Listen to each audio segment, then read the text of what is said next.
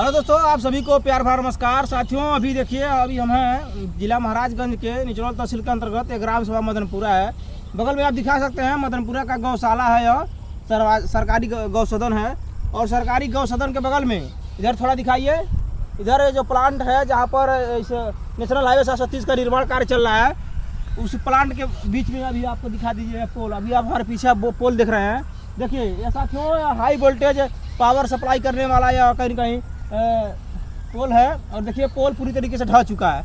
और साथियों, सबसे बड़ी बात यह है कि जब आंधी तूफान आता है तो पोल टूटना ढहना स्वाभाविक बातें होती हैं। कहीं पर भी वृक्ष गिर जाते हैं, पेड़ गिर जाते हैं, जिससे पोल गिर जाते हैं। लेकिन दूसरी बात यह है कि यह पोल पिछले 1 महीने से सही गिरा पड़ा है। अब आप वही बताइए, अभी चूँकि यह खेती है, किसान लोग हैं, यहाँ पर खेतों की जुताई होनी है, रोपनी का समय आ गया है, अब धीरे धीरे रोपनी शुरू हो गया है।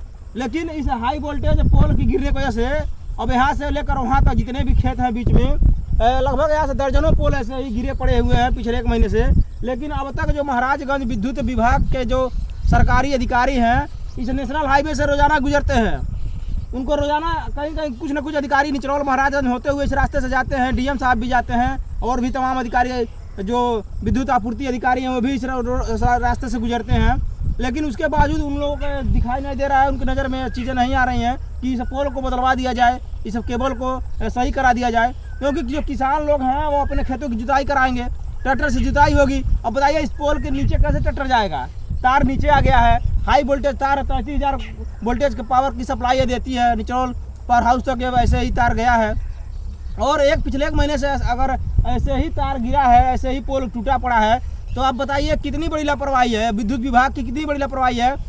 1 हफ्ते के अंदर कम से कम इसको सही करा लेना चाहिए था। लेकिन अभी पिछला 1 महीना हो गया और ऐसे ही दर्जनों पोल नेशनल हाईवे के बगल में ही ऐसे ही गिरे पड़े हुए हैं।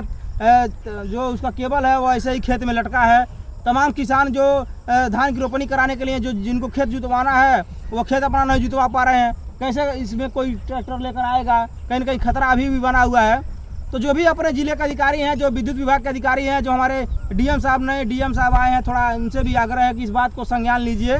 और जो पोल इस तरह से ढहे पड़े हुए हैं, जो हाई वोल्टेज जो पावर सप्लाई करने वाले जो पोल हैं, जो पिलर हैं, अगर गिरे पड़े हुए हैं, खेतों में हैं, तो इसको बदलवा दिया जाए। और साथियों, सबसे बड़ा खतरा यह है कि बगल में जो हमारा गाँव का मदनपुरा गाँव का गौसदन है, इस गौसदन में तमाम पशु लोग बाहर आकर अक्सर घूमते रहते हैं लोग।